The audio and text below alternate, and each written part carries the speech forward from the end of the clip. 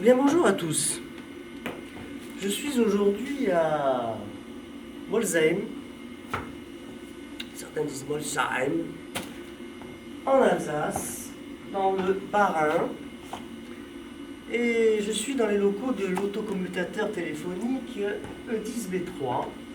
Alors vous allez me dire, c'est un E10B3 tout à fait normal, oui.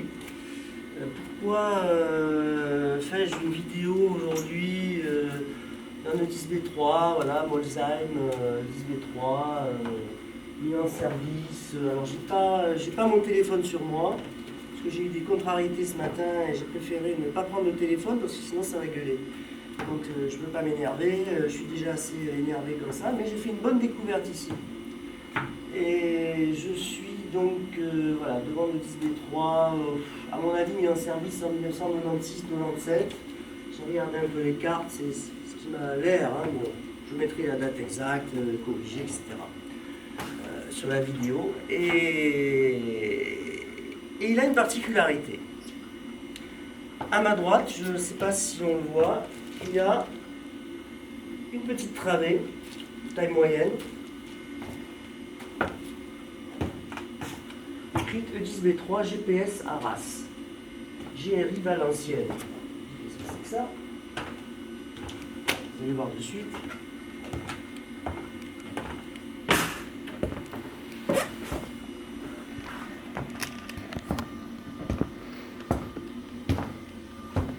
Voilà la baie en question. Au surplus, donc en plus de l'autocommutateur E10B3 que vous avez pu voir dans la déambulation muette, comme d'habitude, qui sera passé 3 jours avant. Et on voit aussi une inscription REM 7, arrêté le 25 mars 2014. REM 12, arrêté le 25 mars 2014. GPS Arras, bon. Rassurez-vous, tous ces numéros n'existent plus. Hein. Ça me disait quelque chose, mais bon, jusqu'à ce que j'ouvre les portes. Et là, j'ai très vite compris. Regardez sur quoi je tombe. Un premier dérouleur de bande magnétique et sa logique de commande.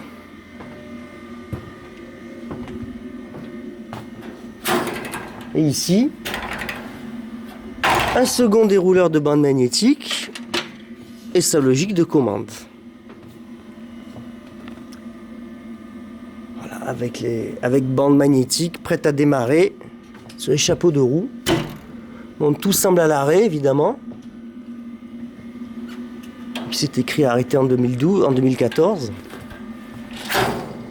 Donc moi je suis resté un peu sur le cul, comme on dit. Et en fait, je me retrouve dans la même situation, alors à une échelle beaucoup plus réduite, que lorsque j'avais visité l'autocommutateur Montauban-Courbet. Je crois que c'était Montauban-Courbet 4, hein, je dis ça de mémoire, parce que bon, vous voyez, quand on arrive dans un centre téléphonique, donc ici à Molsheim, on ne pense pas trouver dans une ville, bon certes industrielle ou anciennement industrielle d'Alsace, voilà, bon, enfin c'est pas Strasbourg, c'est pas, voilà, je pensais pas trouver, disons, un tel dispositif qui appartenait à un service de supervision qui n'existe plus, évidemment. Alors moi, à Arras, je n'ai pas visité encore le ou les centraux téléphoniques, je n'ai pas, j'ai pas pu les faire. Hein. Il y a certaines villes dans le nord, donc il y en a que j'ai faites, hein, évidemment, bon, mais le nord, je le fais comme ça, par petits morceaux, au fur et à mesure. Alors il faut savoir, alors ici déjà je vais vous montrer, tiens, une bizarrerie. Là, ça nous ramène à avant l'an 2000, avant la fin du Radiocom 2000. Voilà. Appareil interdit dans cette salle, terminaux, talkie-walkie, Radiocom, enfin bref. Voilà. Bon, ceci dit, c'est quand même un petit peu surfait comme étiquette parce que ça, c'était vraiment valable dans les autocommutateurs de seconde génération, c'est-à-dire les MT20, 25, E10N1, E10N3, alors première génération encore plus. Hein, bon, voilà. Donc là, oui, c'est vrai qu'il fallait vraiment faire attention. Les E10B3, Franchement, bon, tout avait été amélioré et là c'était un peu c'était un peu l'usage, disons, qui s'était transféré aux autocommutateurs de troisième génération, mais en réalité, on peut avoir un radiotéléphone. Évidemment, bon, il faut pas s'approcher près des cartes avec un radiotéléphone, ça c'est sûr. Mais bon, si dans un sac, il est sur le bureau, ça craint rien, hein. Bon, alors ici, on voit, alors là, c'est quand même très étonnant, surtout en Alsace, où les gens sont quand même plus rigoureux que la moyenne, hein. Des portes qui manquent là, j'étais vraiment déçu de voir ça parce que bon, voilà, je comprends pas qu'on enlève des portes. Alors, qu'ils sont allés foutre avec embarquer 3 portes là, je ne sais pas. C'est encore des bizarreries, voilà, y a vous savez, comme je le dis, il y a toujours des espèces de bricolos pas très futés qui font des trucs bébêtes. Parfois même des chefs, hein, des gradés, hein, qui font n'importe quoi, hein. Surtout eux d'ailleurs. Et bon, voilà, c'est un peu regrettable, ça. Disons que ça casse un peu l'esthétique de la machine, qui est en service, hein, je précise qu'elle est en service. Donc il est totalement anormal de s'amuser comme ça à braquer des éléments, là, enfin, c'est hallucinant, ça. Là, c'est encore voilà, bricolo de service, c'est comme ça, quoi. Mais bon, j'ai quand même eu une bonne satisfaction à découvrir cette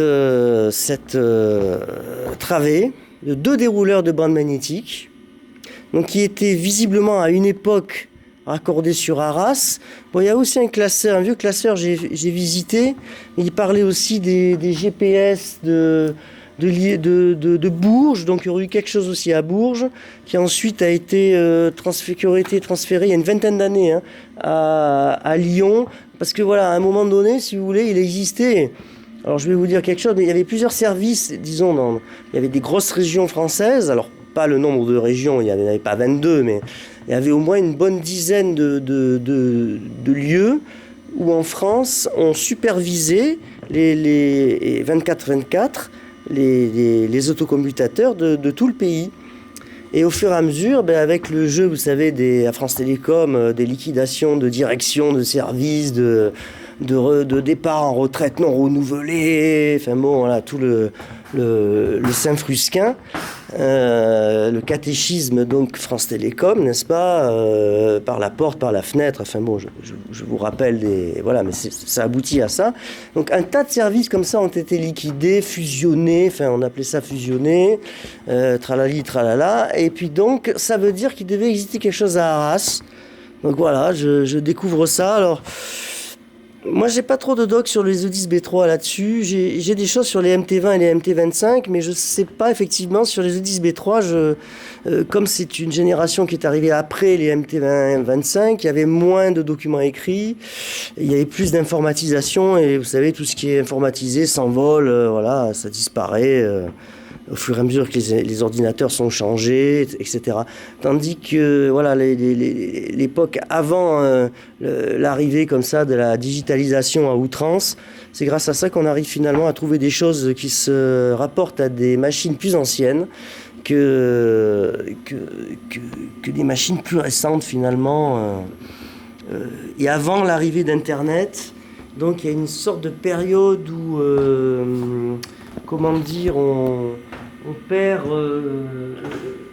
l'usage, on perd déjà l'usage du papier, on a des internets internes, on n'a pas un vrai internet, on n'a pas encore la culture de penser à sauvegarder les documents sous forme électronique, parce que maintenant, bon, ça commence quand même partout dans tout le pays, je ne parle pas qu'à l'échelle de Orange, hein. Disons que on se retrouve, il y a une sorte de période juste avant l'arrivée d'Internet, 10 ans avant l'arrivée d'Internet, où on a d'énormes trous en fait. Voilà, c'est un truc qu'il faut savoir. C'est comme ça, bon, c'est à chaque transition d'époque, de civilisation, on va dire, voilà, on arrive à des drôles de choses comme ça. Bon, voilà. Disons que ici, c'est semblable, avec moins d'importance, mais c'est semblable à un montaugement courbé. Donc, parce que moi, là-bas, je ne savais pas trop au départ, j'étais tombé sur, je crois qu'il y en avait 7 dérouleurs, c'était un truc... voilà. Tandis que les dérouleurs de bande magnétique de l'autocommutateur 10B3, qui était ici, qui a été livré avec, ici, il n'y a rien, hein, c'est vraiment... voilà, ils ont été supprimés, comme quasiment partout.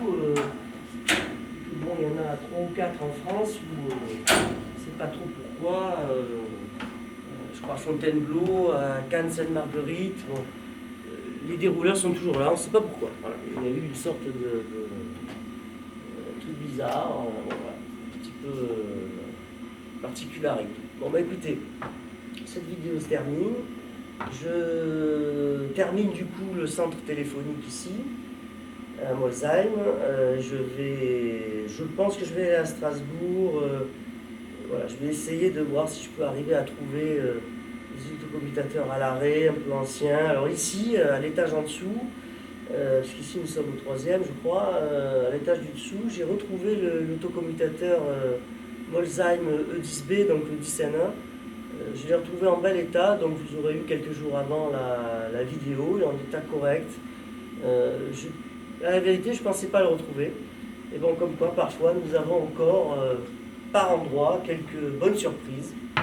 Et sur ce, je vous dis bien à une prochaine, à tantôt.